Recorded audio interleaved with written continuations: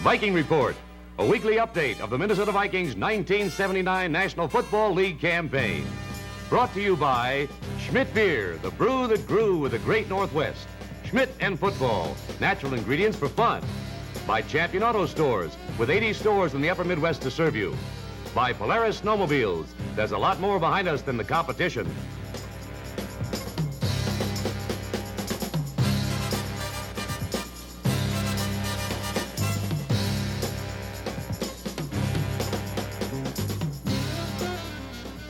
Hi, everybody. I'm Tony Parker. Welcome to the second television edition of Viking Report for the 1979 season. Well, good news from last weekend, of course, a 28-22 victory by the Vikings over San Francisco in their opening game. They are undefeated, except let me point one thing out that my distinguished colleague who's with me every week here, Bob Lurtsema, publisher of Viking Report, told us, if you'll recollect, that it would be a piece of cake for the Vikings. That first half was no piece of cake, Chief. What happened? Hey, what happened? You're out there lying to all those people you're saying great win and everything, 28-22. They didn't beat the spread. How many of the people that bet on the Vikings lost? 7.5 was the spread. I apologize for that last week. Let's get back to what you said last week about a piece of cake. What happened in that first half? Well, and the second half. San Francisco kept coming back. Well, the turnovers, everything finally started to gel. They needed the big play. They needed a little bit of enthusiasm. And I think they finally got that when Ahmad made that tremendous move on Lewis and ran that 55-yard touchdown. Yeah. They needed something. They've been lackluster in exhibition season. They know that. They've got to get fired up. That's why they picked up Dave Roller. I mean, the coaching staff realizes the same thing. They need somebody with enthusiasm, something with excitement. Mm-hmm. And we're lucky enough to come back in the second half and really regenerate the team for this season and for next week's game. I hate to be a bore, but you're missing my point. You told us San Francisco was a bad team. I know it. They scored some points. They played well, didn't they? Yeah. San Francisco played a lot better than I thought they did. But the first half, when they come out 9-0, there was no reason for that. The offense made critical mistakes. A couple fast turnovers hurt them. Yeah, it's been that kind of a starting week, hasn't it? There's some strange things happened last week. Did you pick Seattle over San Diego or the other way around? No, I picked San Diego to beat Seattle, and even though I was out there doing a color for them, Seattle's a good football team, but San Diego, I think, is the best team in the National Football Conference, or National Football League. Okay, and Tampa Bay, a great victory over Detroit, because now Detroit doesn't have the quarterback. Now, what's the story? Isn't that great? With Tampa Bay defeating the Detroit Lions, this opens up everything for the Vikings, because now the people, when they play interconference games, they'll probably split. So by splitting in the league yourself, the games that are most important are the ones out of the league. So a victory like what we had last week against San Francisco is a big, big plus for us. Plus, it keeps the Vikings right in the heat of the battle through the whole season. It's great. And now, Chicago's got injuries galore. Detroit, easy now, let's not jinx them. Go ahead, okay, we're not going to jinx them, but Detroit's got the quarterback situation now. They lost both of them. Yeah. Joe Reed has stomach problems. He'll be out 2 to 3 weeks.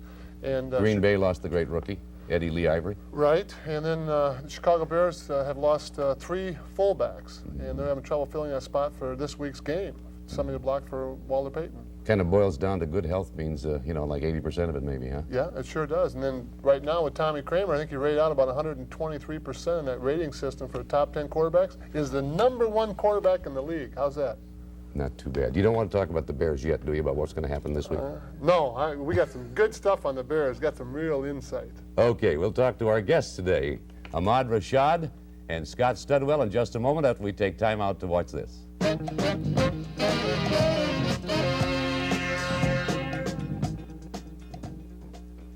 We've got something for everyone, and we've got something for you. For you and only for you. We've got everything under the sun, and we've got savings for you. You'll save money and you'll save time, and you'll save gasoline too. Holiday one-stop station stores save a lot of driving around. Gas and groceries and merchandise. At Holiday, the most convenient store in town. Phoenix, Denver, Seattle. Hey, Schmidt really gets around. Well, Schmidt still brews their beer the natural way. Natural ingredients, full natural aging, no shortcuts, real craftsmanship. Alaska? Oh, now straighten that. This is Big Red's rig, and Red likes everything perfect, just like Schmidt beer. That's why it's so popular all over the country. Good morning, guys. Who's that? Oh, that's Big Red. Goodness from nature, quality brewed in by Schmidt.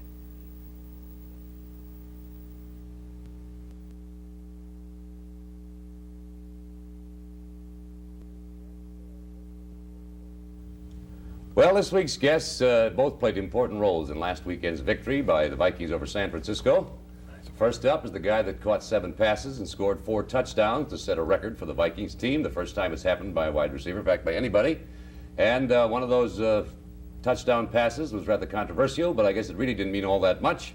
Number 28, Ahmad Rashad. Ahmad, I want to talk about that last touchdown catch in a little while and about the whole football game. You don't feel badly that that last one was slightly tainted, do you? Not at all. You know, when you make controversial plays like that, they run it over all over the country, over and over and over. Okay. I don't care, as long as it counted. You bet, as long as we got 7. And next to Ahmad is the guy that did a whale of a job on defense. A third-year man from Illinois, the guy that broke Dick Butkus's tackles record as a senior at Illinois, Scott Studwell, number 55. Scott, you had a good day. I think you had to feel good about it. Well, I was pleased with my performance. Anytime you get a chance to play with Jeff hurt, you have to make the most of your chance, and I was happy with the way I played, and just fortunately we won the ball game. Let's talk about defense. First thing, my tendency is to take off on what happened in that 4th touchdown. Let's talk about defense for a while. Second half, I think things started to happen. Okay, Chief? Right. Well, finally it did. I think the defense played well enough the first half to win, but the offense started to gel in the second half. That was a big thing. Tommy Kramer started to hit they had a lot bigger plays. And before we get involved in that, I'm in an awkward situation here because I think Ahmad is finally starting to play some decent football, and I think no, when he first came here, he felt very guilty. He thought that the Vikings got the bad end of that trade. And explain the trade and explain yourself. Well, no. Explain the trade. You felt bad about it. Now you're starting to work a little harder. And I only felt bad, Bob, because I moved out in your neighborhood and you weren't going to be there to be my neighbor. That's the only reason I felt bad. Well, why wasn't I going to be your neighbor anymore? Well, you had to go to Seattle. I don't know what that was all about. Right. Somebody better explain this trade. Ahmad Rashad came to the Vikings from Seattle. For those who may not know the history, the trade was a 4th-round draft choice and Bob Lurtsema to Seattle for Ahmad Rashad. Right. And as you tell it, the greatest trade Seattle ever made, right? Seattle's still laughing about that trade. They sure are. Really are. I see you're playing every day. You know, you talk about funny things that happened in the locker room. He came out a week early. I didn't know about the trade. Tell him what happened the first day you come in. I knew about the trade, and I walk in the locker room. Fran Tarkenton is sitting there. Bob's sitting right next to him. I walk in, they said, hey, you know, who'd you get traded for? And I said, I got traded for Bob, and somebody grabbed my mouth like, hey, don't say it, because he's sitting right here. I got traded for Bob. But Bob had to stay another week from some kind of a reason because we were low on defensive end, so he stayed around another week, and then he went to Seattle. He was mad at me for a year because I didn't tell him that he was going to Seattle when I got here. You made him a starter. I made him a starter. You made him a starter. Sure. Right? I didn't like that either. I had a good thing going here. He's a bench warmer. Yeah, that's right. Scott, I do want to get to the defense. Now, and I think one of you guys had better explain what 3-4 means or 4-3 so that we don't lose people in some of this discussion. You played a lot of 3-4 defense, and what were the reasons for that, do you think? Well, we went in the game not knowing what San Francisco was going to do. We picked up a guy from them, a guy named Joe Harris, who's a linebacker who got waived, and we picked him up, and he said they'd been working on a lot of shifting, about 20 minutes a day in the preseason, but they hadn't shown any on film. So we were going to use the 3-4 if they did show a lot of shifting, which they did, and really that was the reason why we used it as much as we did, but it worked pretty effectively, so hopefully we'll use it some more. 3 down linemen, defensive linemen, 4 linebackers.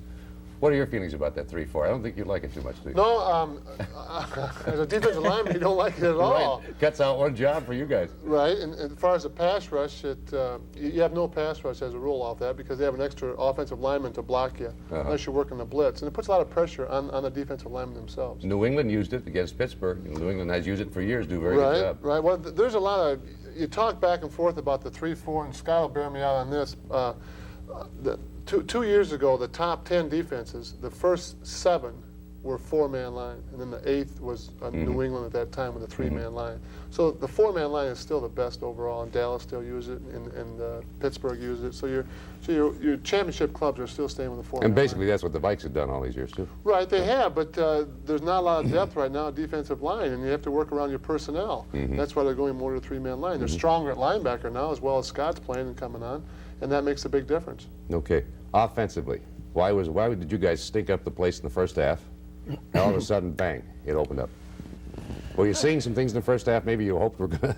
I don't know. I think that the most gratifying thing about the game was in the second half, we came together as a team.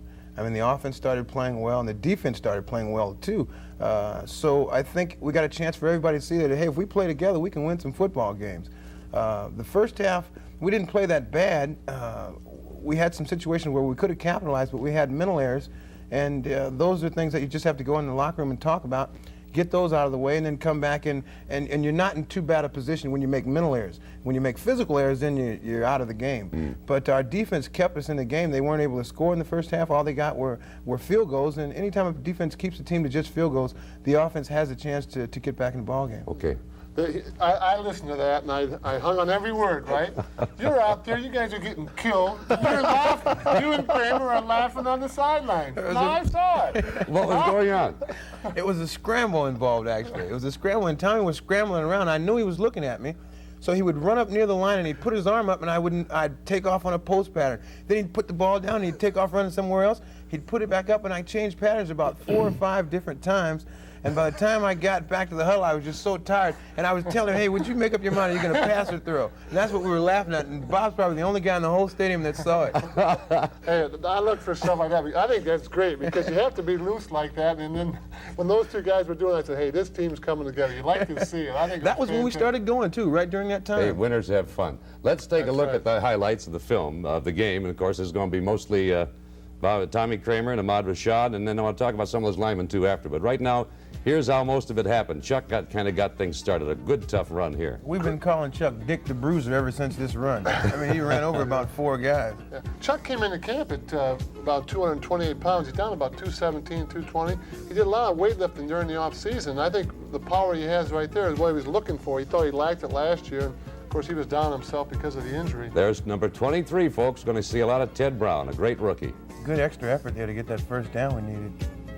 Ted had a big fumble. I think it's nice to have a rookie make a mistake like that. San Francisco went on to score with it and still win the ball game. It's a great learning experience for a rookie, and I think it really locked Ted Brown in the National Football League. They tacked 15 yards penalty on Ricky's fine run there, and here we go on number 1. What kind of a ballet move is this now? That's a little tourge-jeté there. actually, the thing is, every time you catch a quick out and you try to make a move on the guy, all of a sudden he becomes leery and he becomes hesitant. And then all of a sudden he makes a wrong move and you'll get a chance to get away with something like that, maybe once, twice a year. Were you running flat out full speed there? No. No, okay. Here's young Cunningham, a rookie, made a fine catch with the toes there. Stayed of course, inside. if I was, I probably wouldn't have went any faster. Notice number 78 up in the top part of your screen. Steve Riley did a great job. Great job against Cedric Hartman. Sammy White pays the price. Sammy runs that pattern to perfection, that comeback pattern. Look at what we have here, folks. This is something that Tommy and I worked on this all last summer, running that corner pattern. Right down in our neighborhood. We run that 10, 12 Go times. Go down to the old Ford, take a left, and I'll tell you pass. What's the same one? Again, Ricky Young. Ricky having his usual good game. Was that when Doug Sutherland got hurt? Yeah, he was trying to run that same pattern. You know that? That's right. Doug got his shoulder from that one. Oh, I think we're one play away from that last controversial one. Let's take a look here. Practice makes perfect. This is number 3. No extra points for jumping the chairs. No, we practiced that Saturday about 10 times. Jumping the chairs? No, jumping the chair. Catching the ball and then jumping the chair. That's hazardous. Somebody get hurt. I think Bud will have it removed. You do work on that corner pattern. Okay, Yeah, we did. let's take a look. Saturday. Here we go. Clearly over the goal line. Clearly. There you go. This might come back, or we can take another quick look. Just in case, Sammy just got on it. Just in case. Yeah, here we go. Let's once more. See what we can see. I'll tell them about the official here. See, the official. Tell them about the other official you don't really see. There's an official up at the top of your screen that's looking straight down the plane of the goal. And as I crossed the line, his hand went up immediately. And the only way we could see that is we saw that at practice yesterday because we have a wide-angle film. And his hand went up immediately. Then the next guy's hand went up, and it was kind of a chain reaction. But the first guy has the call. Okay, now let's clear up the rule. It's the new rule that if the fumble within the 20-yard line lasts 2 minutes, only the man who fumbles can recover it. Yes. Right. So that if this hadn't been ruled a touchdown, the Vikes would have had it first and goal on the 1, roughly. Right, from the point of the fumble. Yeah, and with What if time, San Diego would have recovered it? then we're dead. But okay. since Sammy recovered it, he would have had the ball first and goal, could have kicked the field goal and won the football game. Right. We couldn't lose. Okay. It was a cakewalk. That's what you said last week. I'm glad it turned out that way. We'll come back in just a moment and talk some more, but first let's take time out to watch this.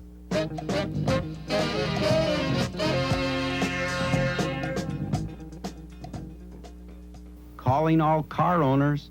A dirty air filter can cause poor fuel economy. To increase fuel economy and usable air filter life, you need the Champ Challenger air filter. Take it from the Champion Auto expert.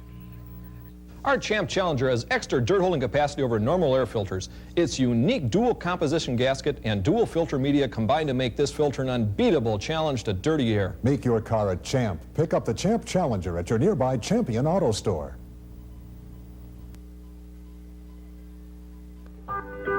Introducing Polaris for 1980. Quick, nimble, reliable. A sled for every rider and pocketbook. And here's one more reason to buy Polaris now. The third annual Polaris Free for Fall. Buy a new Polaris in September and pick out $100 in free Polaris clothing or accessories. That's right, $100 in free accessories. See your participating Polaris dealer.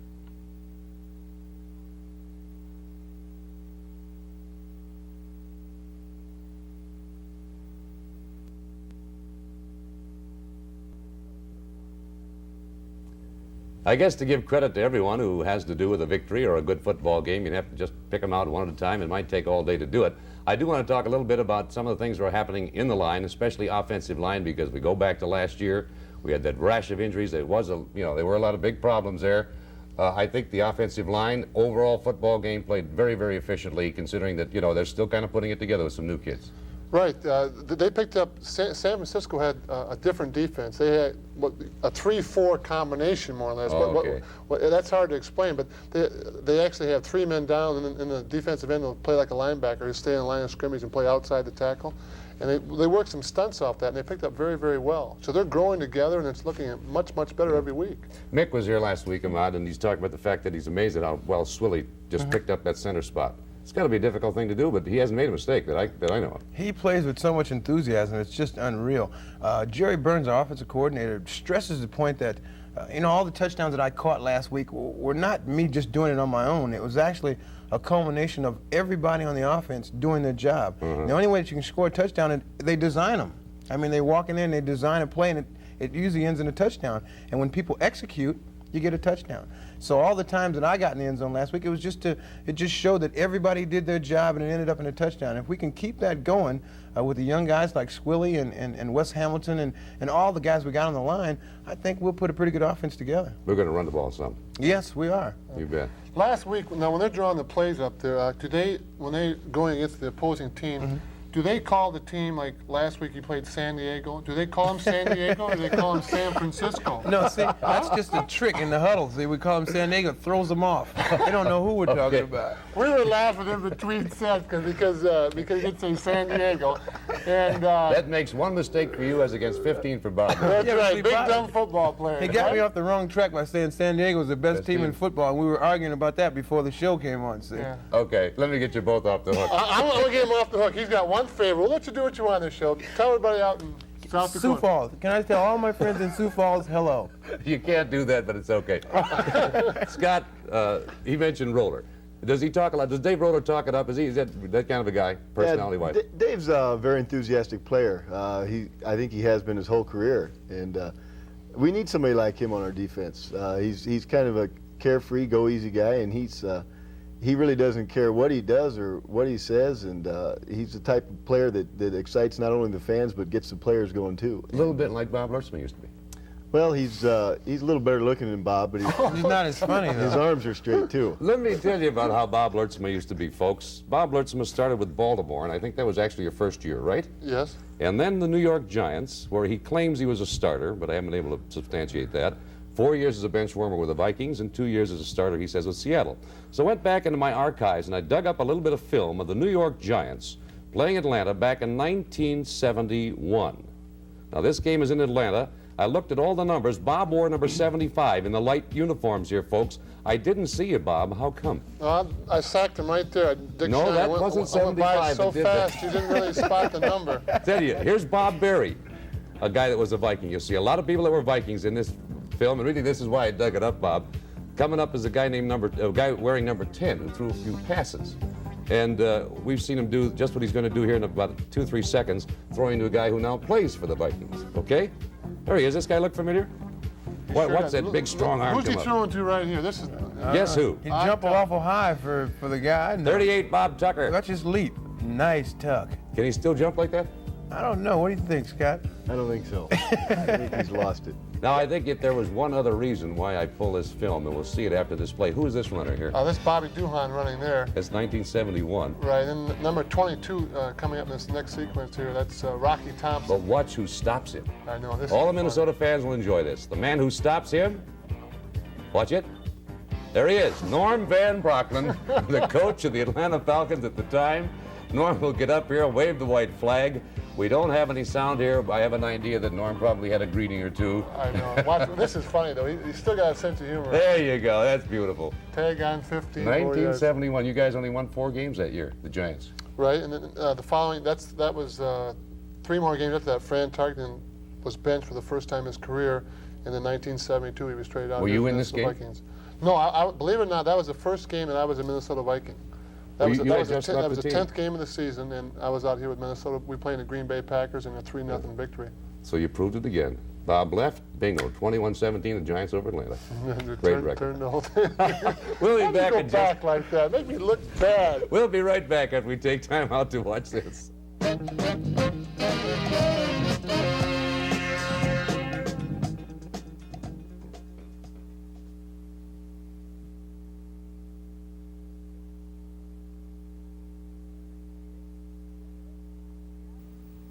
Phoenix, Denver, Seattle. Hey, Schmidt really gets around. Well, Schmidt still brews their beer the natural way. Natural ingredients, full natural aging, no shortcuts, real craftsmanship. Alaska? Oh, now straighten that. This is Big Red's rig, and Red likes everything perfect, just like Schmidt beer. That's why it's so popular all over the country. Good morning, guys. Who's that? Oh, that's Big Red.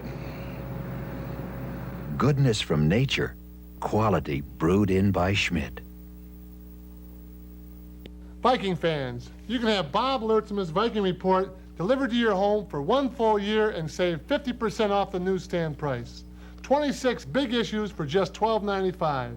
There are stories and pictures of the Vikings every week and special sections on all NFL teams, plus our big Super Bowl and postseason editions. Subscribe now. Send $12.95 check or money order to Viking Report, Box 35474, Minneapolis, Minnesota, 55435. Okay, this week, the Chicago Bears had right off the bat an important game in the conference. Scott, let me ask you, first of all, the Bear offense. We know they're hurt somewhat, but what about it? Well, I think any team with a Walter Payton's always a threat. Like you said, they lost all 3 of their fullbacks. I don't know what their running back situation is going to be. I think they still have some quarterback problems in finding a true leader. Offensively, they got a strong line. They've got good skilled people. Defense has to keep them down to a minimum amount of points for us to win the ball. You guys are going to be keeping an extra eye on Peyton. You have to, right? Oh, for sure. He's that good.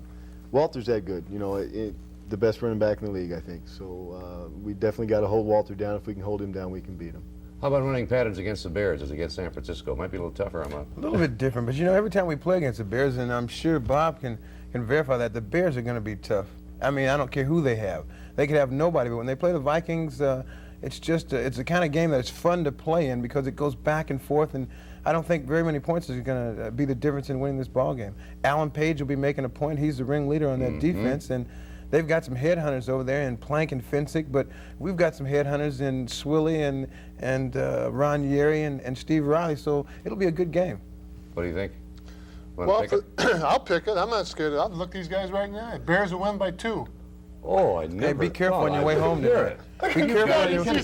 You see Scott's off the show. You were kidding, weren't you? Am I kidding?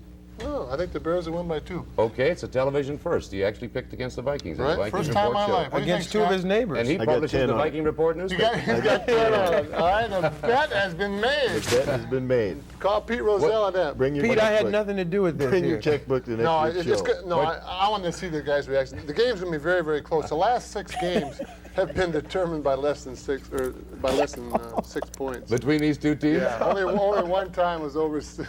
Okay, now, before we go off here, I want to know, are you going to stick with your 2 points? Oh, I'm sticking with He hasn't changed. He's sticking with his 2. I'll tell you what. I want you to make a check out and show it on next week's show. Yeah. I want a close-up of the check made out to me for $10 on next week's show. All right, you got it. That's the kind of talk I like to hear. Ahmad, thank you very much for being here. Good luck. Scott, great game last week. See you again. Thank you, Tony. And you folks be with us about the same time next week, and we'll see you all then. So long, everybody.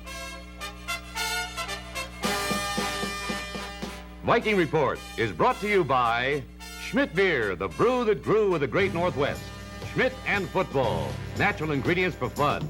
By Champion Auto Stores, with 80 stores in the upper Midwest to serve you. By Polaris Snowmobiles, there's a lot more behind us than the competition.